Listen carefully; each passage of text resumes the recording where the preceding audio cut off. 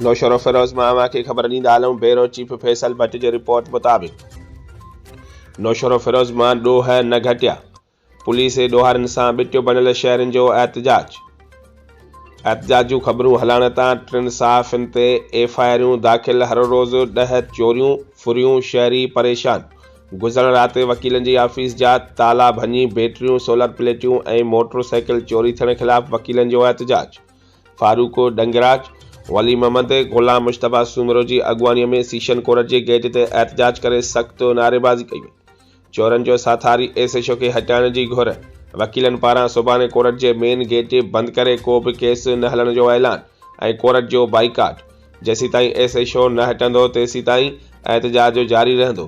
होॾां सहाफ़ियुनि ते कूड़ा केस दाख़िल करणु, ज़फ़र ट्रगड़ ऐं यूनिस राजपर खे हाफ फ्राई करण ख़िलाफ़। सहाफ़ियुनि यूनिस राजपर, एम ज़फ़र ट्रगड़, माजिद ट्रगड़, कामरान जोयो, कमाल देरो जे सहाफ़ियुनि असद उमरानी, गुलाम रसूल फुल, शाहिद खानज़ादा, ज़ाहिद लुंटो ऐं ॿियनि जो नेशनल प्रेस क्लब अॻियां एहतजाज। फौरन एसएचओ हटाइण जी घुर ऐं सहाफ़ियुनि खे 25 जनवरी ते कराची सीएम हाउस ऐं आईजी ऑफिस अॻियां धरणे जी दावत ॾिनी।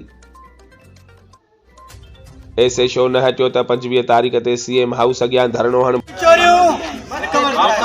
वकीलनि जूं चोरियूं रिकवर करायो, वकीलनि जूं चोरियूं रिकवर करायो, वकीलनि जूं चोरियूं रिकवर करायो, वकीलनि जूं चोरियूं रिकवर करायो। होशियारो एसएचओ हटायो, होशियारो एसएचओ हटायो, होशियारो एसएचओ हटायो, होशियारो एसएचओ हटायो। वकीलनि जूं चोरियूं रिकवर करायो, वकीलनि जूं चोरियूं रिकवर करायो, होशियारो एसएचओ हटायो।